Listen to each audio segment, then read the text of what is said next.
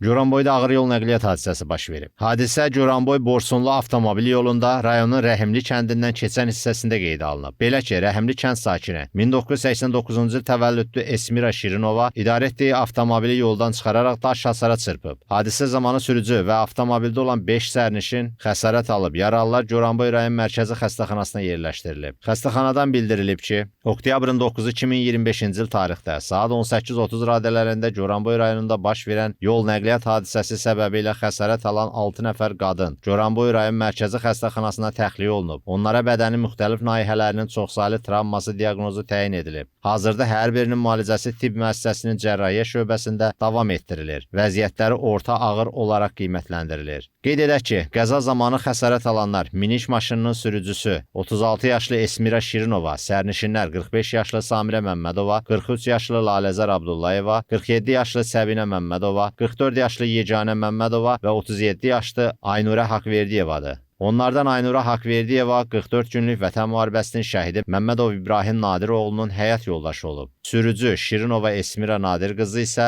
şəhidin bacısı. Məmmədova Samirə Vidadi qızı şəhidin qardaşı arvadıdır. Xatırladaq ki, idarəetmədən çıxaraq daş hasara çırpılan avtomobil deformasiyaya uğrayıb. Qəza zamanı zərbənin təsirindən hasarın bir hissəsi uçaraq yararsız hala düşüb. Hazırda faktla bağlı araşdırma aparılır. Fuad Nazimoğlu, Elşad Cəfər, APA TV, Goranboy.